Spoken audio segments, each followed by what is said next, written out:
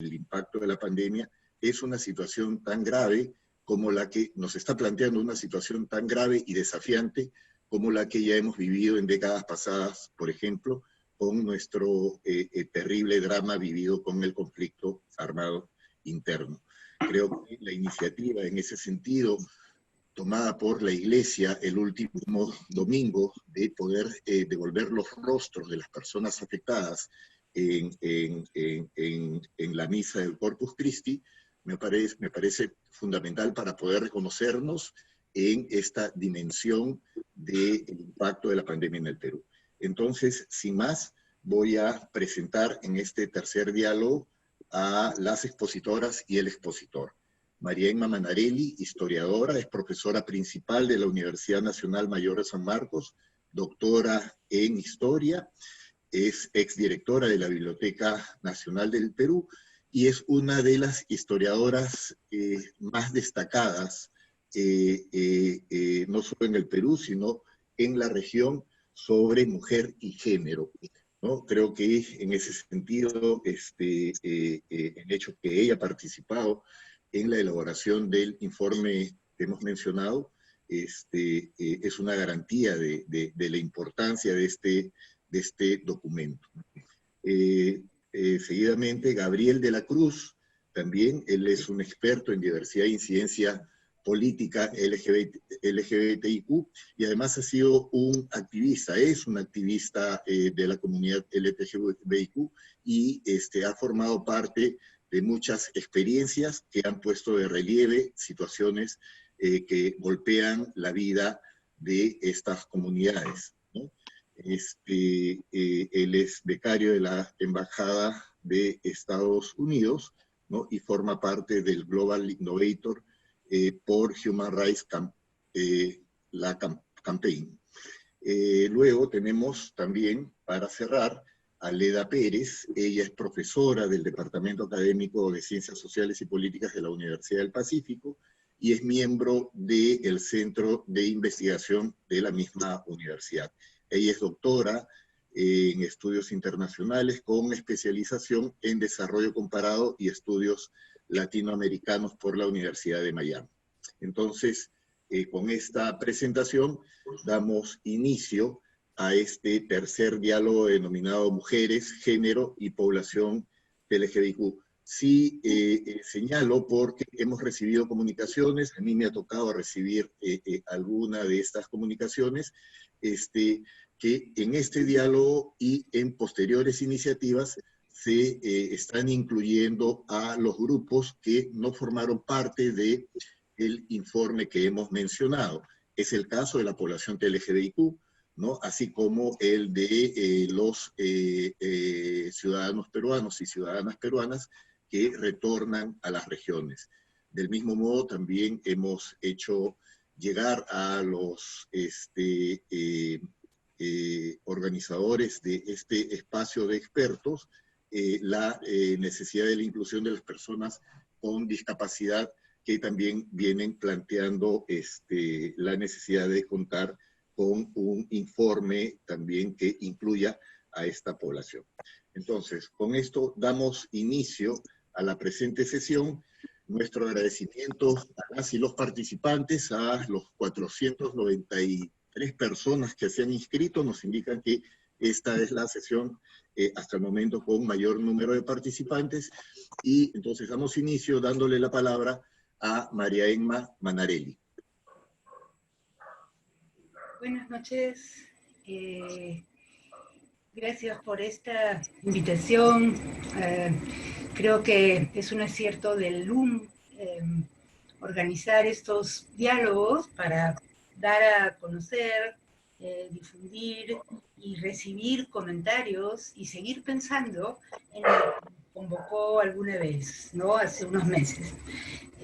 Bueno, este grupo estuvo coordinado por Aldo Pompici, por Felipe Portocarrero y por Manuel Burga.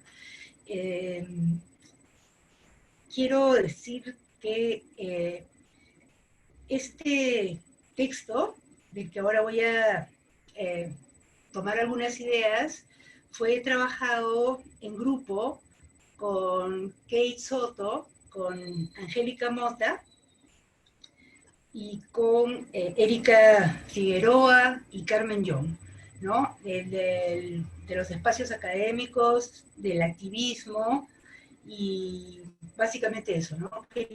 Por supuesto que pudo haber habido más gente, más mujeres, más feministas, pero esto era como para ayer, ¿no? Era como, fue muy rápido, muy urgente, entonces tuvimos que, digamos, sacrificar, ¿no? La presencia de otras personas, otras mujeres, otros hombres, bueno, que podrían haber aportado mucho más. En todo caso, es un documento que puede seguir creciendo, que se puede seguir enriqueciendo con sucesivas aproximaciones, con las discusiones, etc. ¿No? Es un documento vivo, no es concluyente, entonces estamos abiertos a ampliarlo y enriquecerlo. En el documento planteábamos que reflexionar sobre el género, sobre las mujeres, no solamente pues implicaba comprender y develar una dinámica que nos atañe a las mujeres, sino que la forma en que la pandemia, esta situación tan dramática, tan crítica, tan incierta, digamos, no solo afecta a las mujeres de una manera particular, pero no podemos pensar en las implicancias, en el impacto, sin pensar, o sea, que reflexionar sobre las mujeres era también iluminar la sociedad toda, ¿no?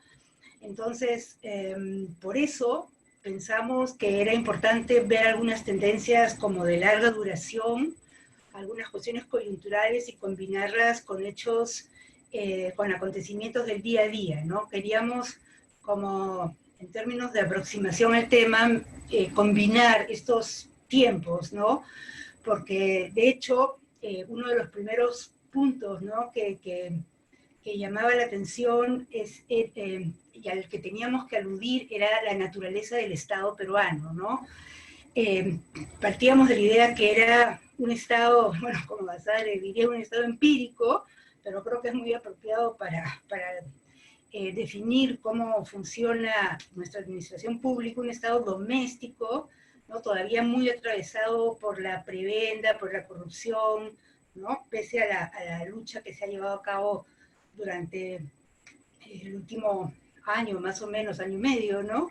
Contra estas prácticas tan dañinas, ¿no? Tan, que nos dañan tanto y, en fin. Entonces, era un Estado, pensábamos que se había caracterizado, entre otras cosas, aparte de las que he mencionado, por no haber entrado a la casa, ¿no? Por haberse inhibido, por haberse abstenido, ¿no? Por haberse desanimado de ingresar a la casa. Y resulta que todos estábamos en la casa, ¿no? Que el confinamiento implicaba estar en la casa. Entonces, eso era como un dato importante de peso que nos hacía pensar más aún en esta característica del comportamiento de la administración pública a lo largo de nuestra historia republicana y que había significado delegar a los patriarcas domésticos un conjunto de atribuciones y de poderes, ¿no? Y también había significado no intervenir en las jerarquías domésticas y haber dejado, digamos, un espacio del mundo privado, de la familia, ¿no? En manos, digamos, en una lógica casera, y se había inhibido de intervenir las jerarquías y de aplacar la violencia y de recortar el poder patriarcal dentro de la casa, ¿no? Entonces, esta característica se veía como muy marcada en esta, o sea, ya se veía anteriormente, ¿no? Y ya habíamos llamado la atención desde la historia, la sociología, la antropología feminista, desde la perspectiva de género, ¿no? Que eso ocurría, pero con la crisis eso se volvía mucho más evidente, porque si bien veíamos con estupor la violencia escalando antes de que la pandemia se declarase, antes de que el coronavirus entrara a nuestras vidas, había pues había una escalada, y eso significa, y eso significó que durante el encierro, durante el confinamiento, pues la violencia contra las mujeres se disparara, se acentuara, ¿no? Adquiriera un énfasis perverso mayor, ¿no? Entonces, eso era algo que había que exponerlo, que pensarlo, y la importancia, y lo que parecía también, lo que vamos viendo, y lo hemos visto en algunos momentos más que en otros, era cómo se trataba de construir un Estado sobre la marcha, ¿no? Entonces, ojo, ¿no? O sea, hemos tenido un Estado que no ha entrado en la casa y ahora tiene que entrar, y sobre todo para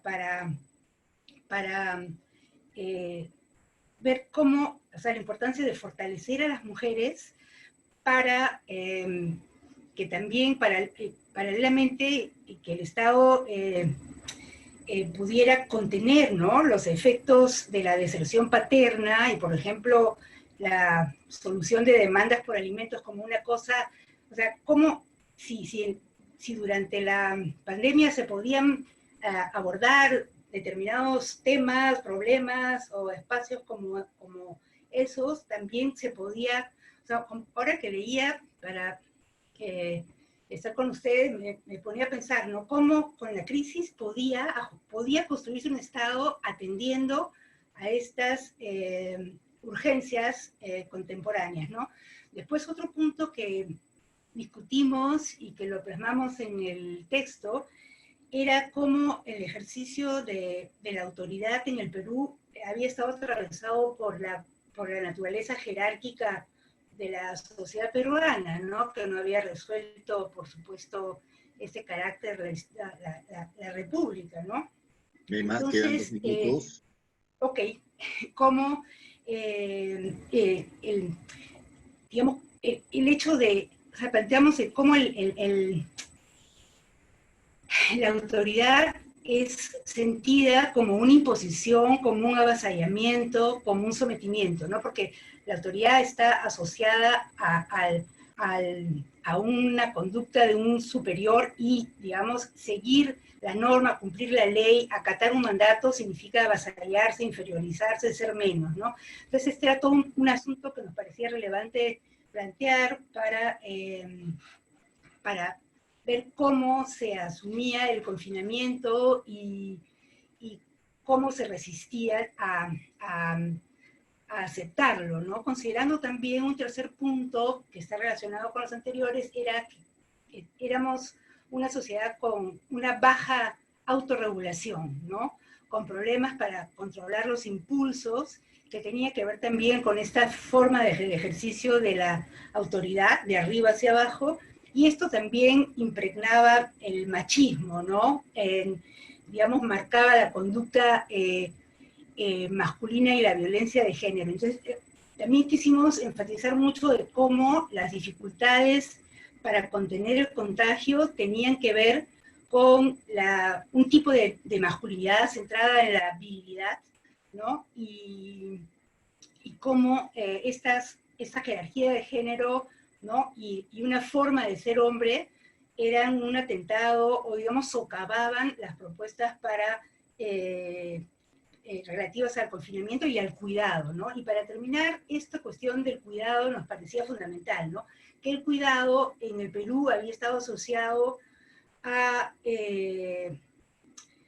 una estructura doméstica, a una división del trabajo, ¿no?, donde las mujeres se encargaban del mundo del hogar, de las relaciones, de organizar la casa, etcétera, y el cuidado, pero al mismo tiempo el cuidado había sido, digamos, esta actividad de cuidado había estado asociado con los inferiores, con las mujeres, ¿no?, y con una forma de vincularse atravesada, sobre todo, como decía, por la servidumbre, ¿no? Entonces, el cuidado, que es lo que ahora más necesitamos para protegernos, para sobrevivir, para contener el virus, ¿no?, ha estado asociado a lo no remunerado, a lo despreciado, a lo que no da prestigio, a lo que es no reconocido, a lo que no está pagado, ¿no? Entonces, eso nos parecía eso que se desprende, ¿no? De una división sexual de trabajo doméstico muy marcada.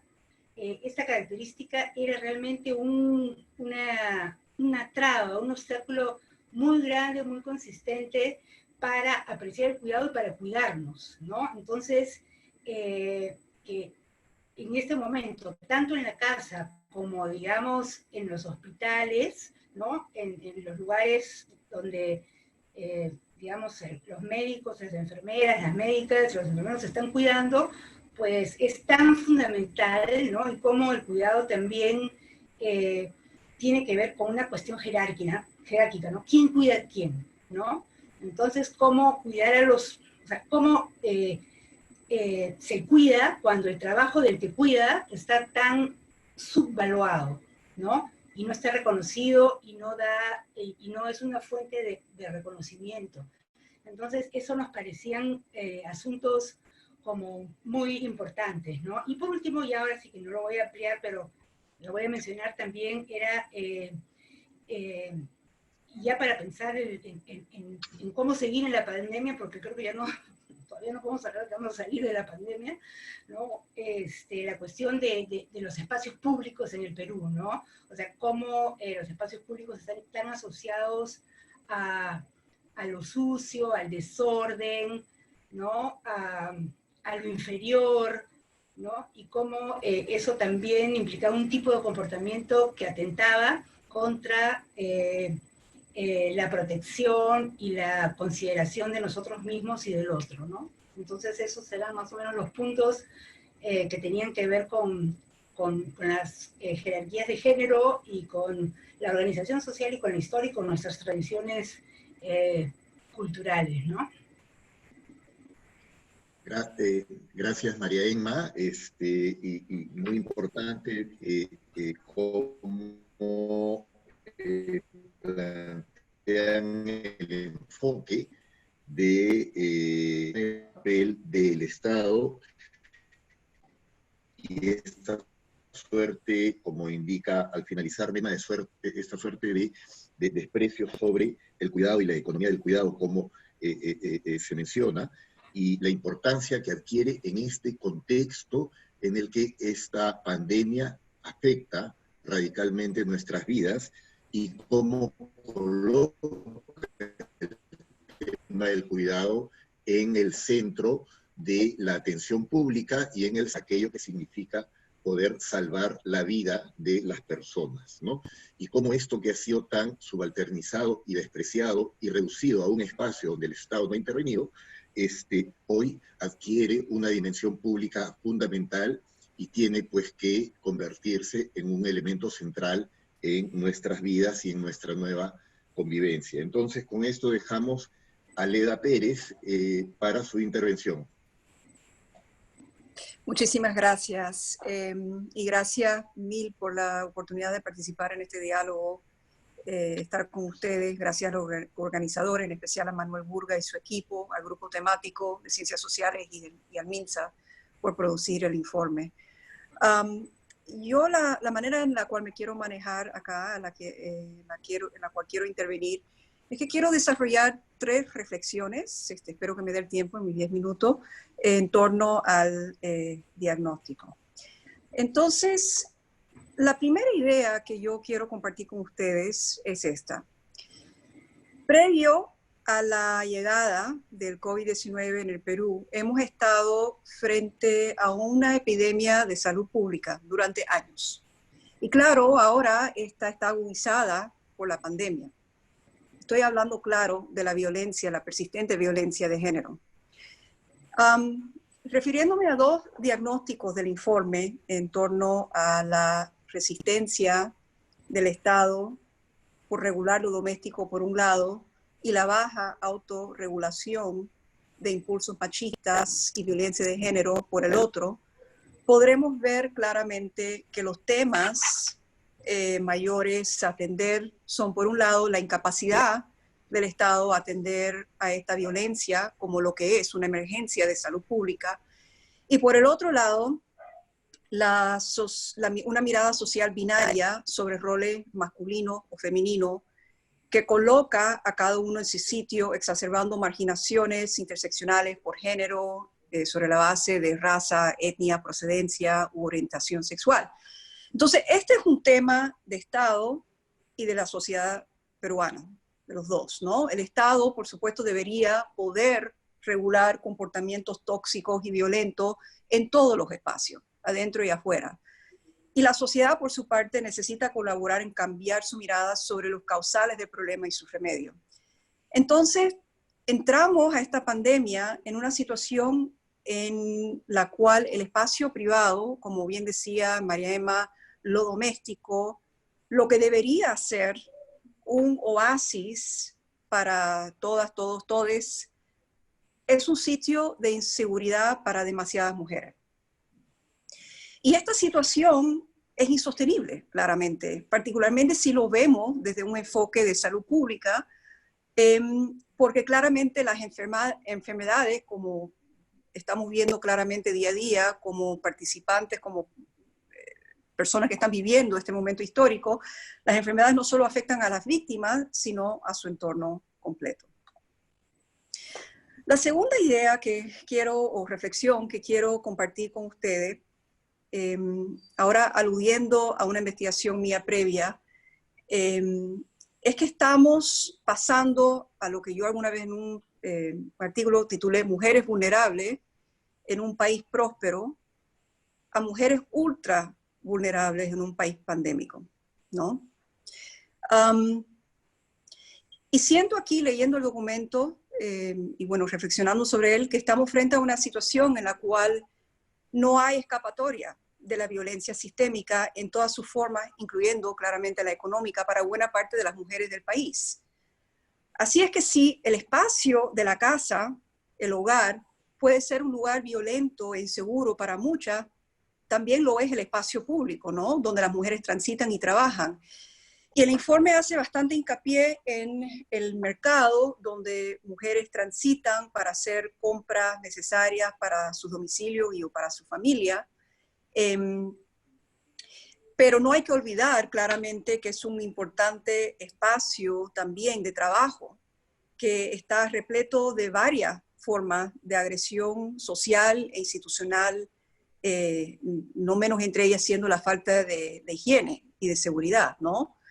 Aquí tengo que dar pausa un segundo y hablar de trabajadoras del hogar remuneradas, que es mi tema de investigación, y sé que hay algo de ello que se ha tocado en otra parte del reporte, pero me parece importante mencionarlo aquí también, ¿no?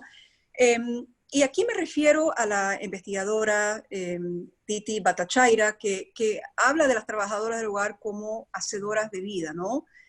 Por la importancia de su función en la reproducción social, ¿no? En el alimentar, limpiar, lavar, cuidar, etcétera, ¿no?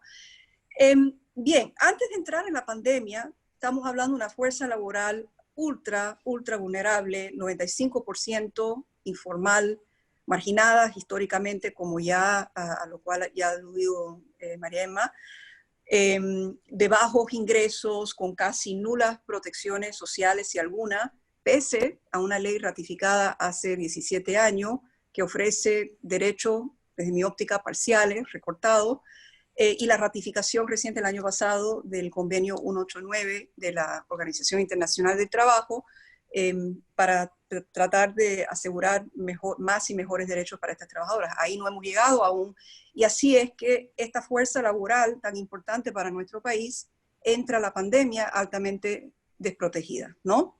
Y aquí comparto rápidamente algunos datos importantes que surgen de una encuesta que preparó la Asociación Grupo Trabajo Redes, junto con son una organización, es AGTR y la Casa de Panchita. Perdón, 3 minutos. ¿Sí? Ok, pasaron esta encuesta por Facebook y lograron entrevistar a 314 trabajadoras. Encontraron que 86% de las encuestadas no estaban trabajando, 95%, o sea, cerca de 100%, no recibían sueldo con derecho de haber, 82% no recibían ningún tipo de sueldo, 85% no recibió bono el bono yo me quedo en casa, y 97% no pudo calificar para el bono como trabajadora independiente.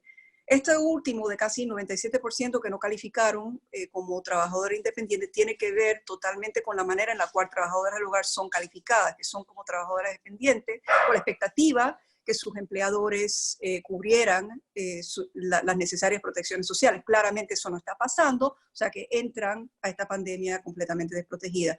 Y el último punto que haría, probablemente un minuto que me queda, finalmente, es que no hay una sola ciudadanía, me parece, porque el bienestar de algunos, poco, depende del servicio, frecuentemente en condiciones deplorables de otras y otros, ¿no?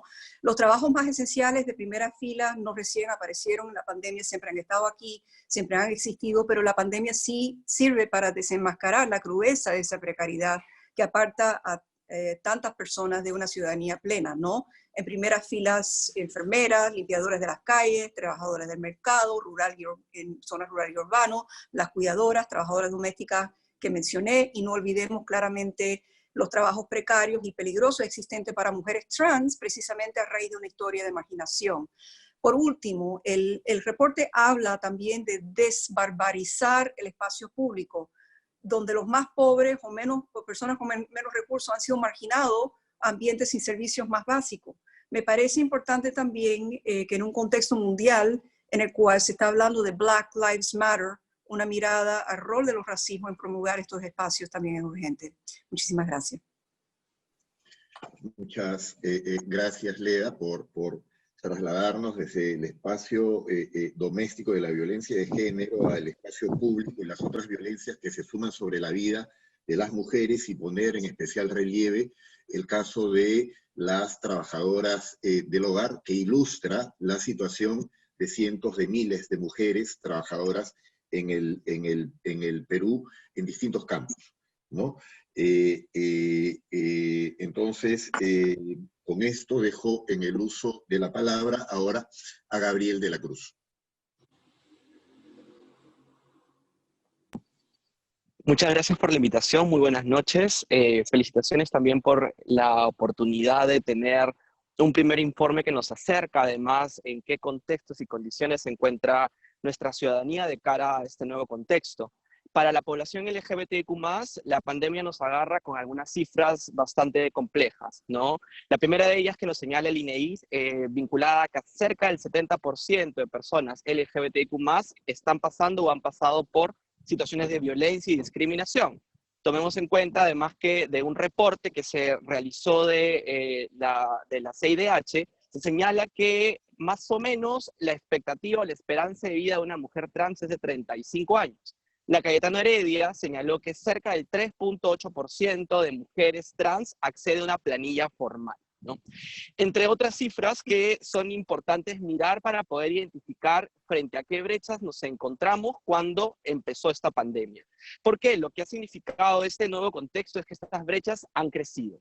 En este momento, lo que nosotros hemos podido ir reportando, además, es que en la medida de que no, por ejemplo, contamos con una ley de matrimonio igualitario, han existido diferentes experiencias de parejas del mismo sexo que no han podido visitar a su familiar directo, que sería su pareja, con quien tiene un vínculo afectivo y romántico, no la puede visitar porque no es un familiar directo y la legislación peruana no lo está permitiendo. Asimismo, en el caso de viudez, por ejemplo, si una de la pareja fallece debido a COVID, esa persona no podría acceder a una herencia, ¿no? Pero además es bien interesante cuando en el documento nos plantea, por ejemplo, esta mirada jerárquica y patriarcal, porque se develó cuando sucedió el pico y género, donde se dividió a los hombres y a las mujeres, y las personas LGBTIQ+ nos preguntábamos qué va a suceder con las personas trans, ¿no? Se advirtió, se trató de comunicar al Estado para poder conocer si había alguna medida que se esté tomando. El presidente dijo que este país no es homofóbico. Sin embargo, al día siguiente comenzamos a ver en redes sociales muchas denuncias de mujeres trans que fueron maltratadas utilizando su nombre legal en masculino, por ejemplo, u otro tipo de vulneraciones a su derecho a la identidad. Ahí en realidad también tenemos que identificar de qué manera este sistema, que es patriarcal y cis heteronormativo, viene de alguna manera utilizando el poder, la jerarquía, para poder ejercer opresión hacia este grupo que permanentemente ha estado vulnerado, principalmente además en el espacio público y además por las fuerzas del orden, ¿no? Entonces, fue un claro ejemplo lo que sucedió inmediatamente al día siguiente del pico y género, que lo primero que comenzó a develarse fue la violencia que existe hacia mujeres trans. No es nuevo, es una violencia sistemática, es una violencia que los colectivos trans vienen denunciando hace muchísimo tiempo, pero que en este marco del contexto se develó. Algo también que sucedió que me pareció también interesante tiene que ver con cómo se empezó a asociar el COVID con el VIH, ¿no? Y haciendo bastante símiles, vinculando con personas que viven con el virus, que viven con el VIH, y haciéndole un símil hacia el COVID, ¿no? No tomando en consideración además toda la carga simbólica que significa además poder vivir con este virus, con el VIH, pero que además nos podría dar indicios de hacia dónde podríamos comenzar a trabajar también, por ejemplo, este tipo de prejuicios y estereotipos que se van a generar para las personas que sean COVID positivas, por ejemplo. Otra cosa que ha sucedido además es que se nos dio la indicación quédense en casa, como si quédate en casa sea de alguna manera el salvaguarda de cuídate, ¿no? Cuando sabemos que dentro de nuestra comunidad el quedarte en casa muchas veces no significa estás protegido, muchas veces quedarte en casa significa también quedarte con tu agresor, que podría ser lamentablemente tu padre, tu madre, o en el caso de algunas personas trans que nos han reportado violencia, sus parejas. Aquí debemos tomar en consideración que la comunidad LGBTQ+, en una gran medida ha tenido también que volver al closet. Al momento de darse la indicación quédate en casa, en muchos casos ha significado vuelve al closet, ¿no? Este closet que de alguna manera ha permitido para muchas personas de nuestra comunidad socializar en espacios públicos, en discotecas, en diferentes lugares donde encontraban sus grupos de amigos o amigas. El quédate en casa significó nuevamente volver a este closet y vivir con el perpetrador de violencia, que podría ser un familiar directo. Pero como nos encontramos en este contexto de desprotección, las personas de la comunidad LGBTQ+, no han podido denunciar estos tipos de violencia. Sabemos que existe violencia contra la mujer, se han dado mucha información sobre la línea 100 y los datos que se han levantado del Ministerio de la Mujer, pero también habría que identificar qué pasó con la población LGBTQ+, que se quedó en casa. Vinculado a la inexistencia o los vacíos legislativos, si bien por un lado tenemos qué sucede con parejas del mismo sexo, pensemos también en el caso de las tenencias. Otro tipo de casos que se han levantado también durante estos días es que familias diversas existen. Mujeres que viven un vínculo romántico y que tienen una familia y que tienen una hija o un hijo, o hombres que tienen un hijo o una hija, existe en nuestro país. Lamentablemente no está regulado. ¿Qué es lo que ha sucedido? Es que en algunos casos donde ha existido separaciones y donde no se ha regulado la tenencia, finalmente los desenlaces han sido muy injustos porque no ha habido posibilidad de poder solicitar la patria potestad o la tenencia de este hijo o de esta hija que esta pareja que esta pareja tiene, ¿no? Se nos han presentado varios casos de tenencia donde la madre o el padre decidió llevarse al hijo porque es quien tiene la patria potestad y la otra pareja no lo ha podido en ningún momento hacer uso de su derecho como padre, como madre que lo es, porque la legislación peruana no se la reconoce. Pero además, al no contar con una ley de identidad de género en nuestro país, no solamente ha traído estas situaciones de violencia durante el pico y género, sino también debemos identificar cuántas mujeres, hombres trans o personas trans en general no han accedido al bono, ¿no? 2 minutos. Nosotros trabajamos directamente, por ejemplo, con la Casa Trans de Lima Este, que está en ATE, Y de las 50 chicas que están recibiendo un bono porque las personas están donando de manera directa y de manera personal, ninguna de ellas accedió al bono, ¿no? No están registradas y no están consideradas como población vulnerable. Tomando en consideración, además, esa cifra que señalé al inicio, solo el 3.8% de mujeres trans se encuentran en planilla. Quiere decir que hay un gran porcentaje que está sobreviviendo debido al trabajo sexual, ¿no? El trabajo sexual que ellas no han podido ejercer tampoco durante la pandemia y que han tenido que sobrevivir gracias a las colectas que han realizado diferentes organizaciones LGBTIQ+, porque el bono no les llegó lamentablemente. Entonces nos encontramos frente a una situación donde en tanto no contábamos con una legislación, el vacío legal en el que estamos viviendo nos está colocando en situaciones injustas y sobre todo con la imposibilidad de acceder a derechos y acceder a algún tipo de bono, la posibilidad de poder sobrevivir durante este tiempo de cuarentena. Muchas gracias.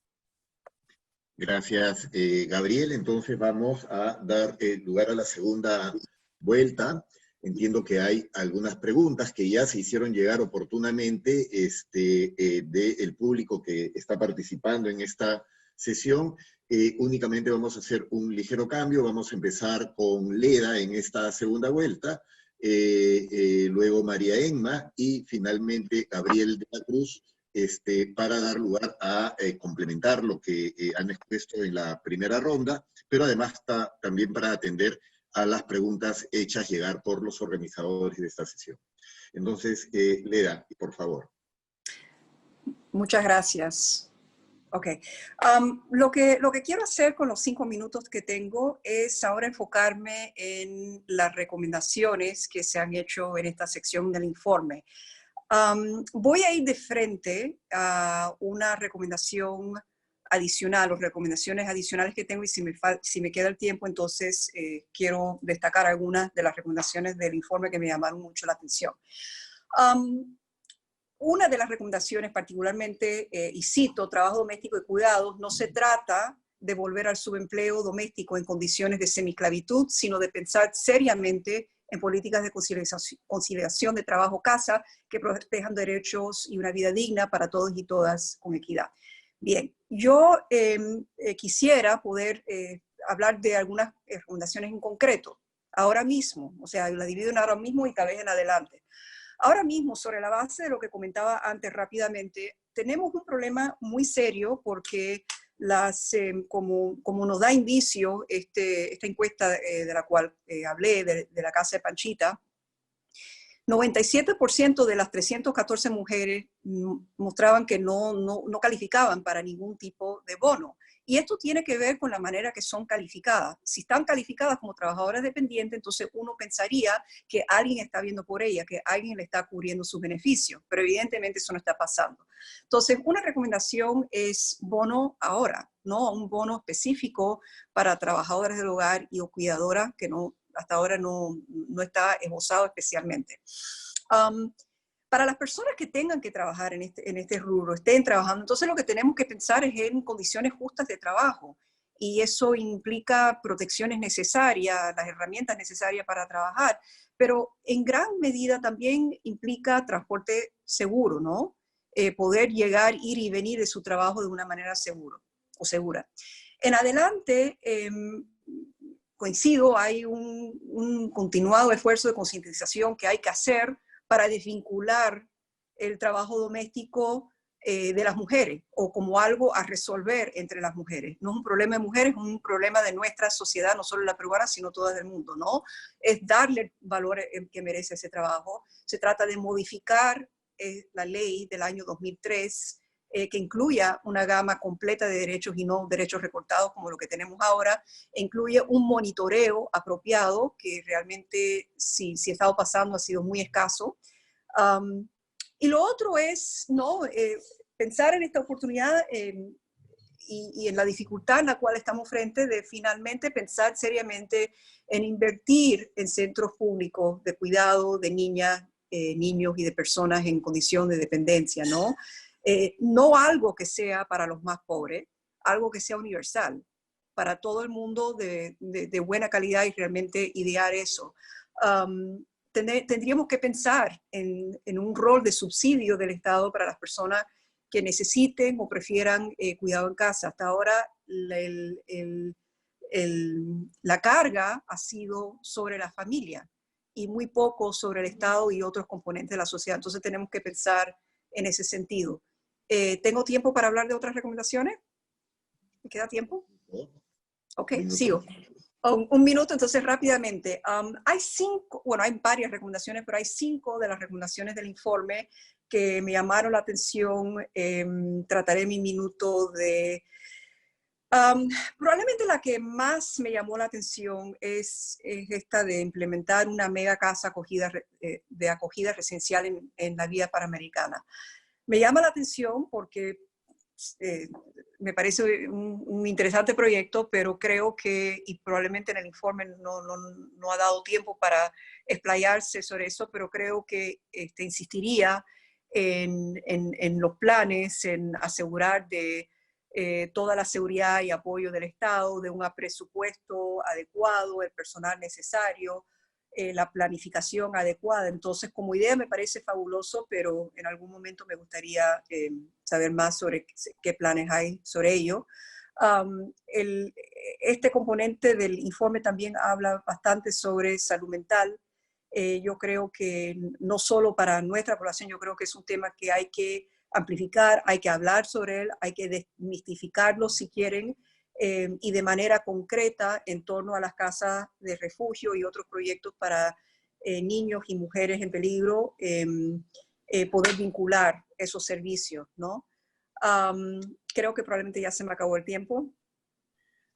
Sí, sí, Okay. Entonces lo dejo así y seguimos profundizando en la próxima ronda. Muchas gracias.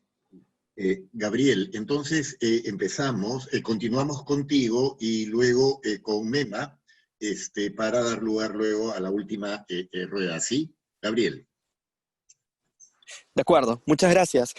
Algunas recomendaciones que me parecen claves y además que han surgido de algunas preguntas y comentarios que nos enviaron del público. Lo primero, hay que reconocer que la población trans es población vulnerable y eso lo tenemos que tener por escrito y tenemos que contar con política pública que las incluya y los incluya también, tanto en bonos como en cualquier tipo de proyecto que el Estado traiga para poder de alguna manera remediar la situación que está generando COVID, ¿no? Entonces, en primer lugar, reconocer población trans como población vulnerable. En segundo lugar, para cuando hablamos en el sistema de salud, sé que hay mucha saturación y es todo un tema bastante complejo, pero debería permitirse que las parejas del mismo sexo puedan visitarse y puedan pedir y puedan preguntar por la situación de salud de nuestras parejas cuando esta persona esté hospitalizada. Si es que esto de repente es un decreto de urgencia o es otro tipo de documento normativo, habría que analizar, pero esto es algo que se debe desarrollar de manera urgente también. Y en tercer lugar, pensaba en la línea 100, que está recibiendo muchas denuncias. Hace poco me compartieron también una imagen, una infografía que hizo el Ministerio de la Mujer, donde se incorporó a población LGBTIQ también para poder hacer denuncias si es que están pasando por situaciones de violencia. Algo que sucedió también es que una empresa se puso en contacto con nosotros para ver si es que podía colaborar. Nuestra recomendación fue, ¿por qué no en tus deliveries incluyes, si está llegando a las casas de algunas familias peruanas, incluyen la recomendación de poder llamar a la línea 100 también para poder hablar de violencia, no solamente una violencia de género, sino también hablándole directamente y frontalmente la violencia que sufre la población LGBTQ+ en casa. Yo creo que con esas tres, para empezar, me parecería interesante en la medida de que es una población y somos una población que no contamos con legislación y que de alguna manera este tipo de mecanismos podrían resarcir estas ausencias que nos está generando en las normas. Gracias, Gabriel. Entonces, para cerrar este bloque, la intervención de María Inma Manarelli.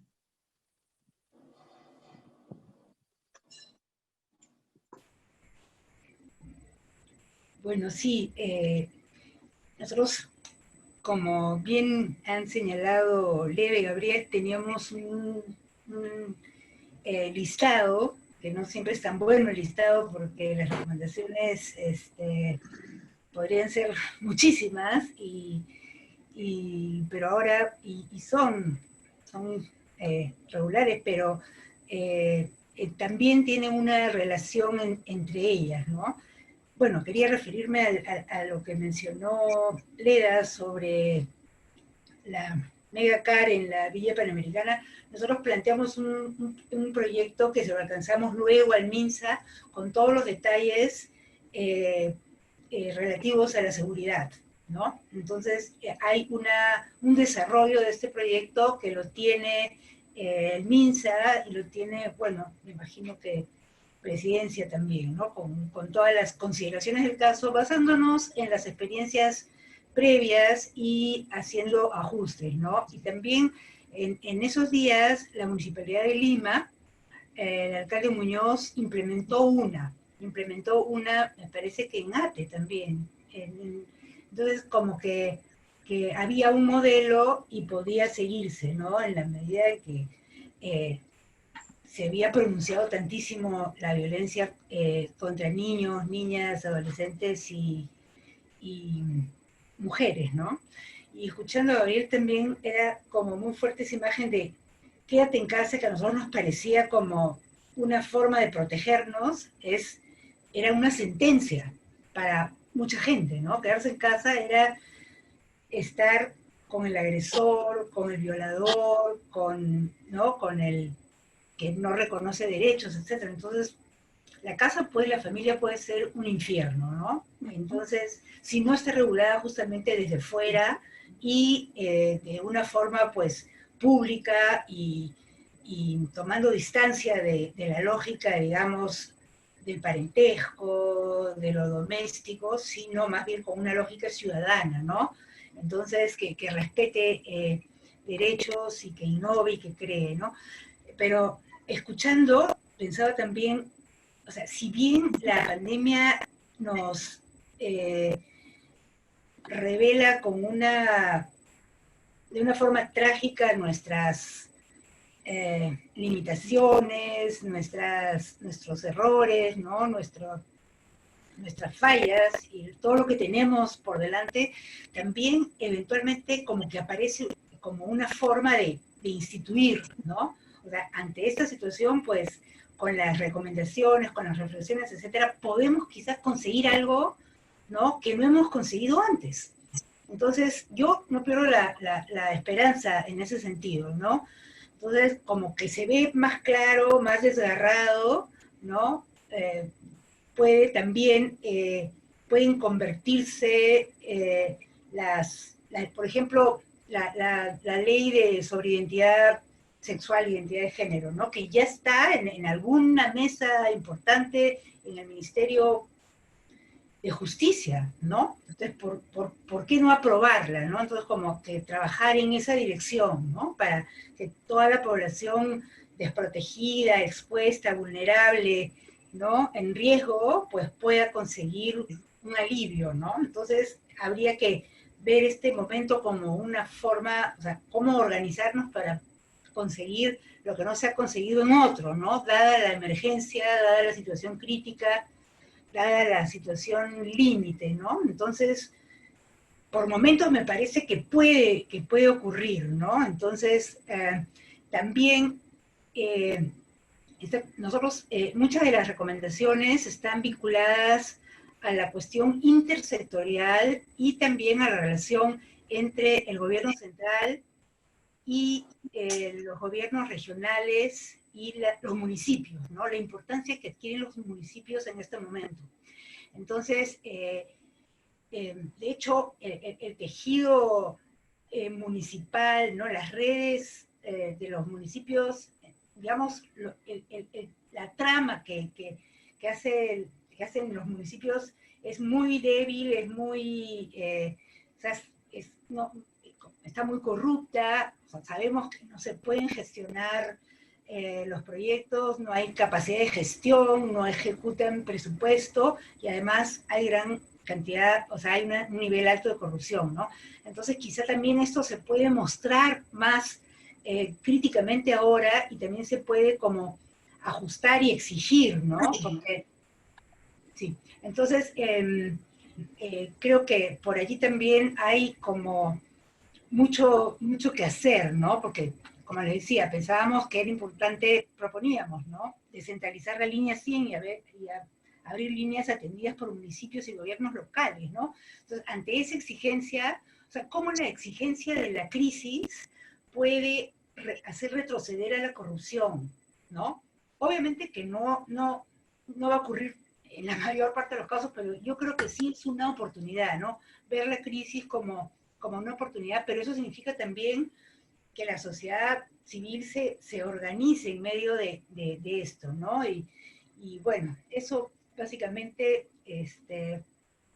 digamos, las recomendaciones las pueden leer, pero esta cuestión, y la cuestión intersectorial, ¿no? También me parece muy importante, cómo mujeres y otros ministerios, como el Ministerio de Ambiente, el Ministerio de Agricultura, ¿no? El Ministerio de Cultura, ¿no? Y eso también lo van a ver seguro el 23 de junio, que van a ver la cuestión de las poblaciones indígenas, ¿no? Cómo al no haber lineamientos que se desprenden del Viceministerio de Interculturalidad, ¿no?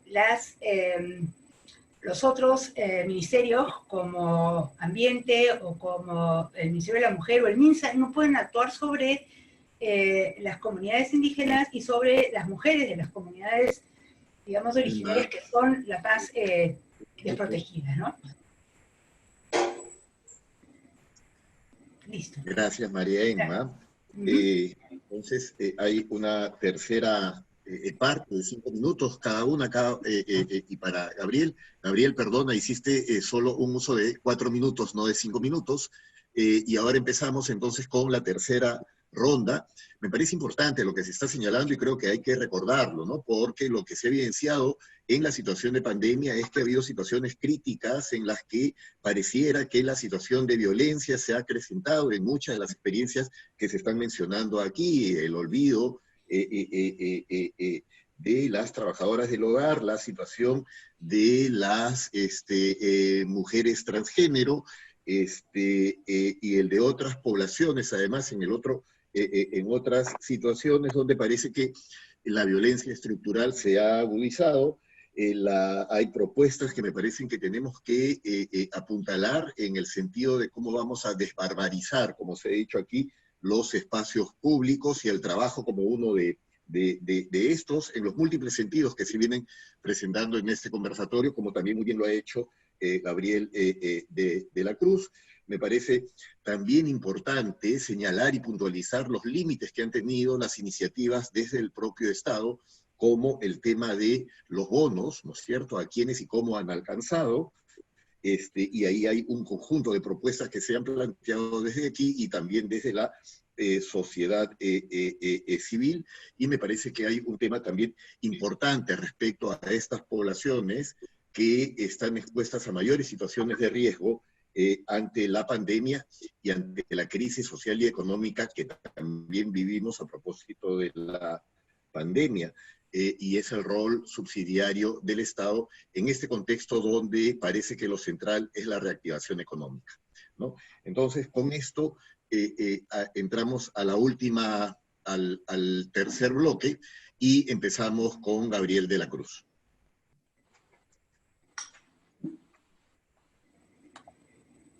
Gabriel.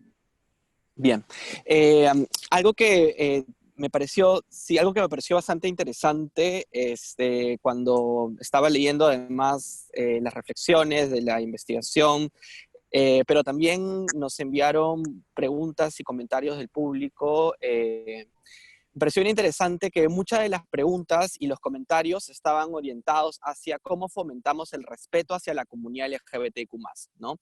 Porque si bien lo que podríamos generar ahora es tener una legislación que reconozca derechos de nuestra comunidad, contamos con políticas públicas, sí, en el Ministerio de la Mujer, en el Ministerio de Justicia, en el Ministerio del Interior, inclusive dio la indicación a los policías, a las y los policías, que se respete a las personas trans.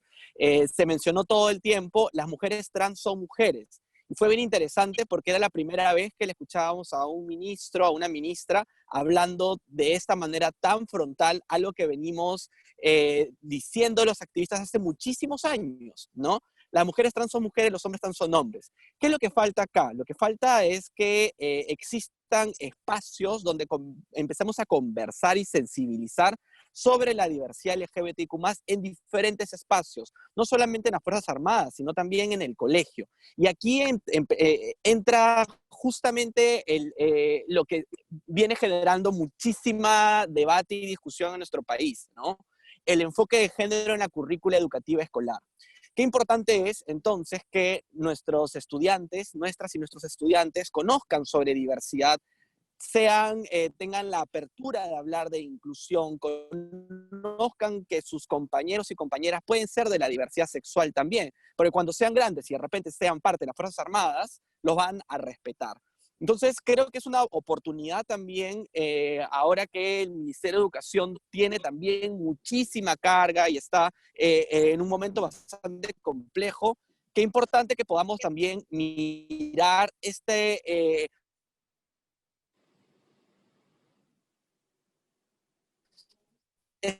tema que se ha quedado todavía donde no se ha logrado implementar por razones injustas de discriminación y de violencia, básicamente porque nuestra cultura machista es homofóbica y transfóbica. Entonces, donde tenemos que apuntar también es en el nivel educativo. Entonces, si queremos que estas leyes, estas políticas públicas se cumplan, tenemos que acercar a la población también información desde la escuela. Muchas gracias.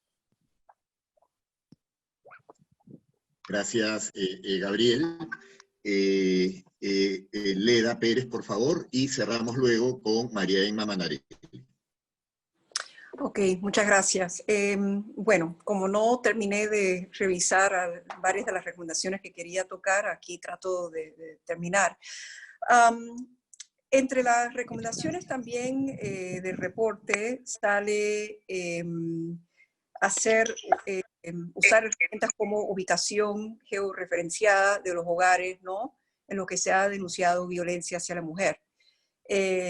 También me parece muy interesante, pero como muchas cosas que se han dicho acá, creo que de igual manera hay toda una suerte de trabajo, de concientización que tiene que venir de la mano, sobre todo en torno a la violencia doméstica, ¿no? Y claramente distinguir esto como algo que afecta mujeres, ¿no?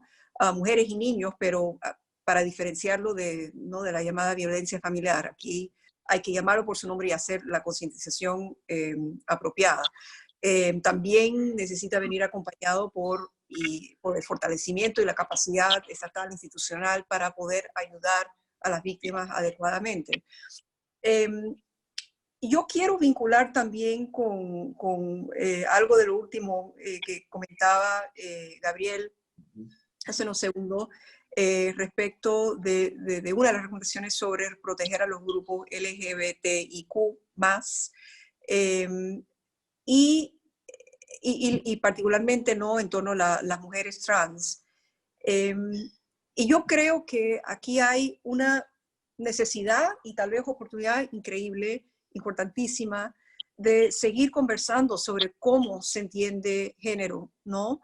Y cómo sirve esta categoría, digamos, o esta construcción para visibilizar nuestra diversidad en lugar de castigarla, ¿no?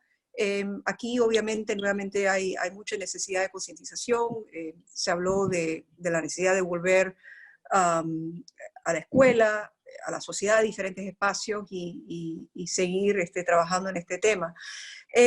Un par de últimas reflexiones. En general, una de las cosas que me queda claro leyendo el reporte, viviendo este momento, son las limitaciones que tiene nuestro Estado de llegar a y atender a poblaciones más vulnerables, ¿no?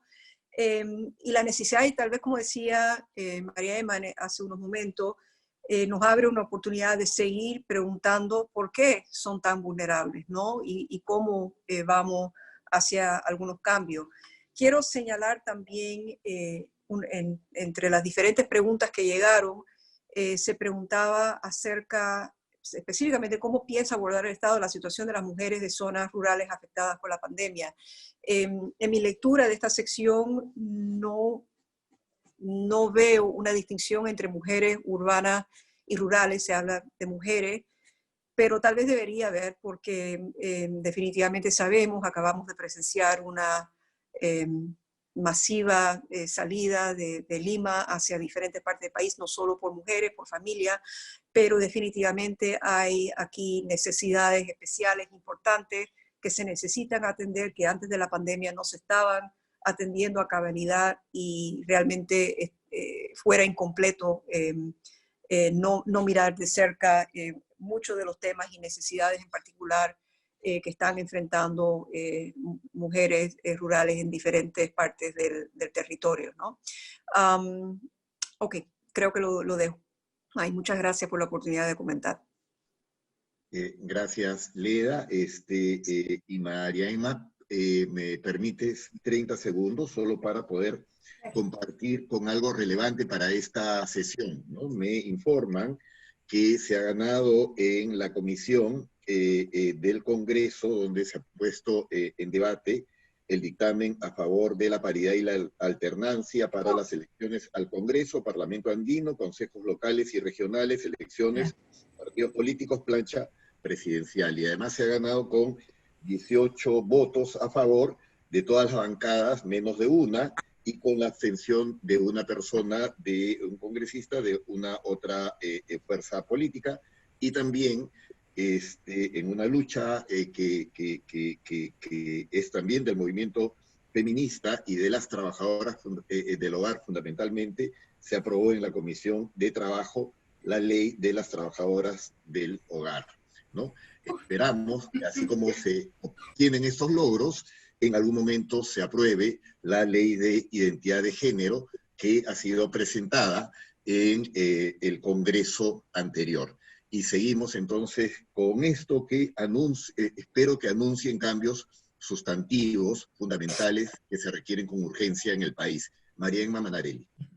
Bueno, varias cosas, Tito. En verdad me estaba costando trabajo identificar lo más relevante, porque todo es muy importante, ¿no? Pero ahora, bueno, primero rescatar la crítica, la observación de Leda a propósito de la ausencia de las mujeres en el campo, ¿no? Definitivamente esto, por eso decía al principio, tiene que ser algo abierto y tiene que convertirse también en una agenda enriquecida por reuniones como esta y como otras, ¿no?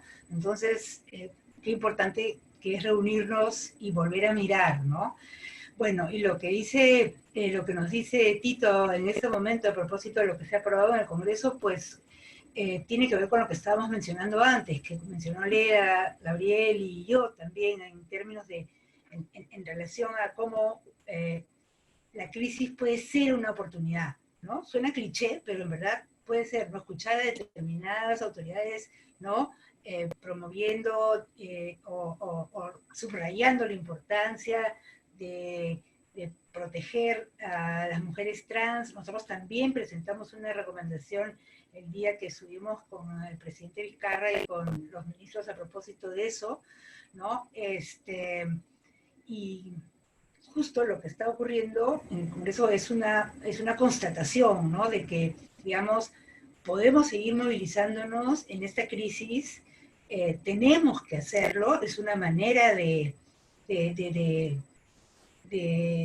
vivir dignamente, ¿no? Una situación como esta, y los que podemos hacerlo, pues hagámoslo, y la importancia también de autorizarnos, ¿no? Yo creo que vemos como demasiado complicado, demasiado difícil construir un Estado, mejor dicho, improbable, de locos, ¿no? Construir un Estado en medio de la crisis, pero lo estamos haciendo, ¿no? Porque finalmente también al autorizarnos, al participar, a opinar, a recomendar y hacernos las preguntas que nos hacemos, presionamos a las autoridades, ¿no? Las presionamos y vamos ejerciendo nuestra autoridad, ¿no? Porque parte también de la debilidad del Estado y de sus vacíos es que nosotros no hemos estado autorizados y esta crisis también nos puede servir para eso, ¿no? Entonces, y conseguir esas cosas. Y también recuerdo, bueno, por ejemplo, ya para terminar, hay una pregunta, unos comentarios a propósito del derecho a decidir ¿cómo, no? Del derecho a decidir en una crisis, ¿no? Cómo o interrumpir un embarazo, cuidarte para no embarazarte, etcétera. ¿Cómo se da, no? ¿Cómo se protegen los derechos sexuales y reproductivos que en verdad tampoco están del todo reconocidos, ¿no?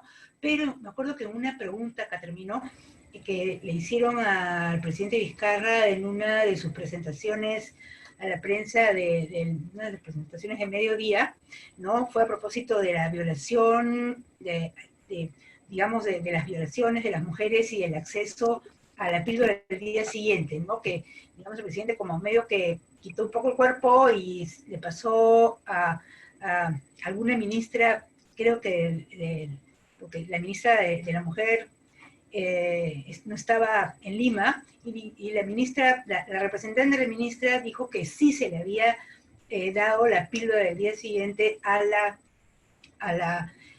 una, no sé, no me acuerdo si era una o varias, ¿no? De mujeres que habían sufrido violencia sexual, ¿no? Entonces, por ejemplo, eso también se puede convertir en algo que, si bien ahora no es ilegal, pero de todas maneras que se convierta ese hecho en algo legítimo, formal, obligatorio para ofrecer, etcétera, ¿no? Entonces, como algo que ocurre en estos momentos, pues puede pasar a ser una práctica instituida en el Estado plenamente. Entonces, entonces hay como avances, pese a todo, ¿no? Pese a todo, y bueno, eso, gracias. Gracias, María Emma, gracias, Leda, gracias, Gabriel. Creo que queda muy claro que después de esta situación, hasta este momento, tenemos más de 220.000 casos confirmados, más de 6.800 muertes producidas a causa de el COVID-19. El Perú es uno de los países más golpeados en el mundo hoy, ¿no? Con esta pandemia. Y seguramente parte de la gravedad de la crisis tiene que ver con los problemas de fondo, estructurales, que hoy hemos tratado esta noche. Y no vamos a poder tener una nueva convivencia si es que no producimos cambios fundamentales. Creo que todas y todos estamos llamados a producirlos, y ojalá que esto que se ha producido en esta noche, que es tan mínimo para la dimensión de cambios urgentes que necesitamos, puedan producirse, y estaremos pues ahí para poder contribuir en la medida de las posibilidades de cada uno y cada una, ¿no? Esta es una urgencia y demanda de todas y de todos. Entonces, con esto agradecemos a las expositoras, al expositor y a los participantes. Muchas gracias por acompañarnos hasta este momento, y los invitamos a continuar participando en las siguientes sesiones programadas ya por el LUM para conducirnos hacia esta nueva convivencia. Gracias y buenas noches. Gracias. Gracias a todos, todas, todos. Gracias. Chao. Gracias.